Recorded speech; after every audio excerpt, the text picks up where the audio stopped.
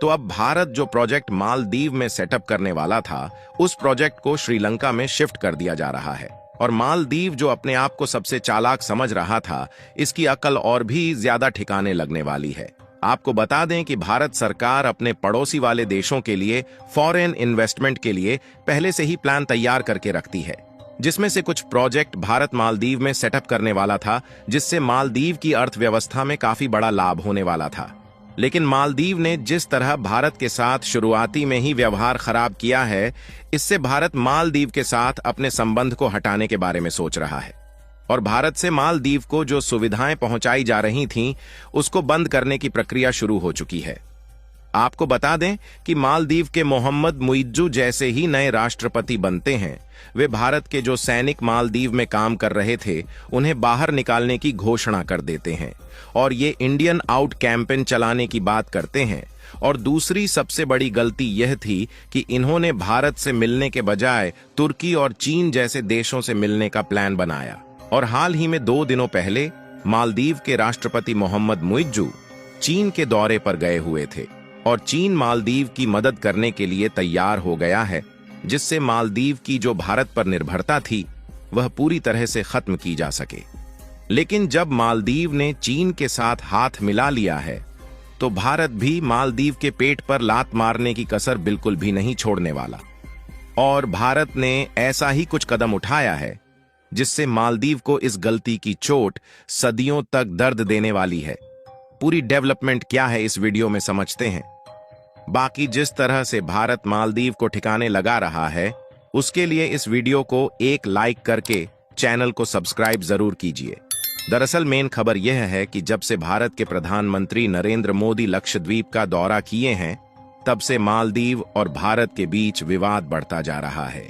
और इसी बीच चीन ने मालदीव के साथ मिलकर भारत और मालदीव के संबंध को और भी ज्यादा बिगाड़ने के लिए आग में घी डालने का काम किया है। और मालदीव चीन के बहकावे में आकर भारत से हाथ मिलाने को बिल्कुल भी तैयार नहीं है, जबकि देखा जाए तो मालदीव की लगभग पूरी अर्थव्यवस्था भारत के बलबूते ही टिकी हुई है।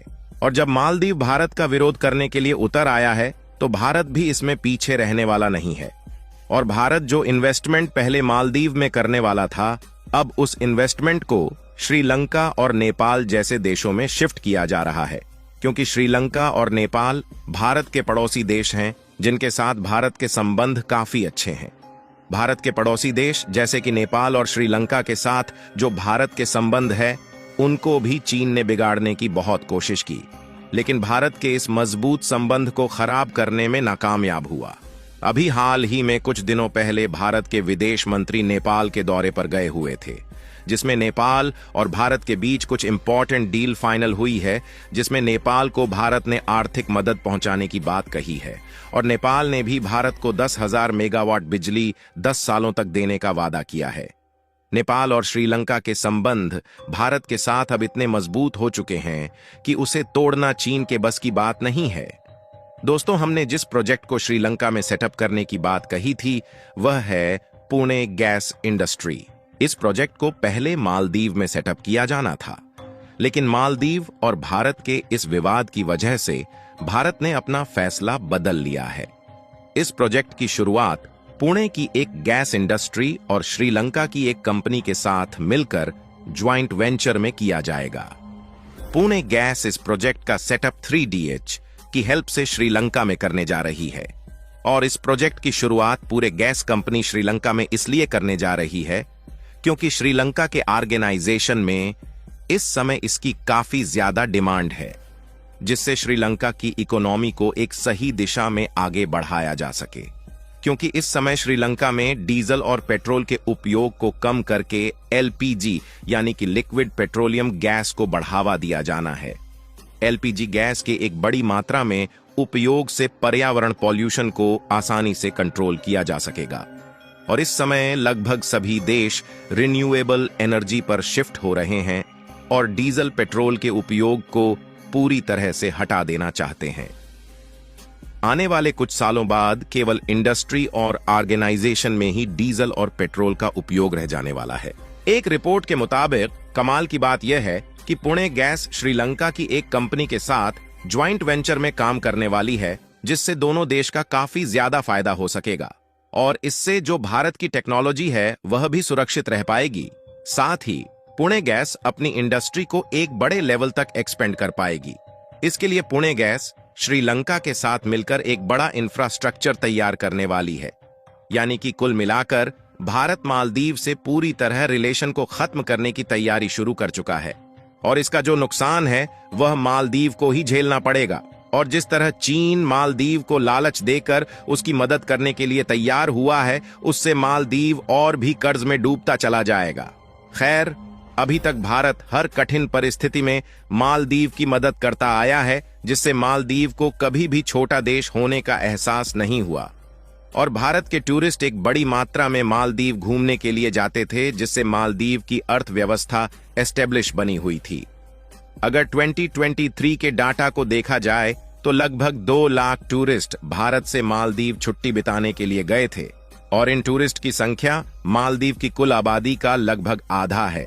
इसके अलावा भी मालदीव को खाने पीने के सभी आइटम समेत टेक्सटाइल प्रोडक्ट भी भारत ही एक्सपोर्ट करता था। हालांकि इसमें चीन का भी योगदान था, लेकिन मालदीव को इसकी हाई कास्ट चुकानी पड़ती थी और चीन से जो टूरिस्ट मालदीव आते थे उनकी संख्या भी भारतीय टूरिस्ट की अपेक्षा बहुत ही कम थी। यानी कि जो मोटा मोटा फायदा होता था मालदीव को, वह केवल भारत से ही होता था। यहां तक कि मालदीव अभी भारत से कर्जदार है, लेकिन अब मालदीव ने चीन के साथ हाथ मिलाकर अपने ही पैरों पर कुल्हाड़ी मार ली है और जो मालदीव की बनी बनाई अर्थव्यवस्था थी उसको भी मिटाने की तैयारी खुद मालदीव के राष्ट्रपति ने शुरू कर दी है। श्रीलंका में पुणे गैस के प्रोजेक्ट को शिफ्ट करके केवल भारत ने मालदीव के खिलाफ पहला कदम उठाया है और न जाने कितने प्रोजेक्ट मालदीव की बजाय अन्य देशों में शिफ्ट किए जाएंगे। और भारत के जो टूरिस्ट मालदीव घूमने के लिए जाते थे उन्होंने भी एयर टिकट और होटल्स की बुकिंग को कैंसिल कर दिया है और लक्षद्वीप की बुकिंग इतनी तेजी के साथ हो रही है कि इसका योगदान भारत की इकोनॉमी में एक बहुत बड़ा प्रभाव डालने वाला है। और हमारे लिए खुशखबरी की बात यह है कि 2024 के लिए लक्षद्वीप की बुकिंग लगभग पूरी तरह से फुल हो चुकी है और टाटा ग्रुप ने लक्षद्वीप में 2 ताज होटल बनाने की तैयारी भी शुरू कर दिया है। हालांकि ऑलमोस्ट इसे पूरी तरह से कंप्लीट होने में 2 साल का समय लगने वाला है।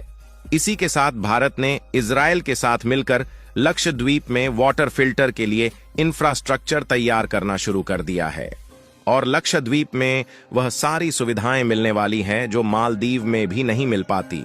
भारत मालदीव को खाने पीने की जो सप्लाई कर रहा था उस पर ही प्रतिबंध लगाने का जल्द ही फैसला आ सकता है और जब मालदीव ने भारत से रिलेशन तोड़ने की तैयारी शुरू कर दी है तो भारत भी मालदीव को कड़ी टक्कर देने जा रहा है। बाकी आपको क्या लगता है, ये प्रोजेक्ट भारत ने श्रीलंका में भेजकर सही किया या नहीं? अपनी राय कमेंट में जरूर बताएं और भारत के इस नए कदम के लिए इस वीडियो को एक लाइक जरूर कीजिएगा। इस वीडियो को अपने मित्रों तक शेयर करें ताकि उन्हें भी जानकारी मिल सके। साथ ही चैनल को सब्सक्राइब करके बेल नोटिफिकेशन को ऑल पर जरूर रखें। जय श्री राम।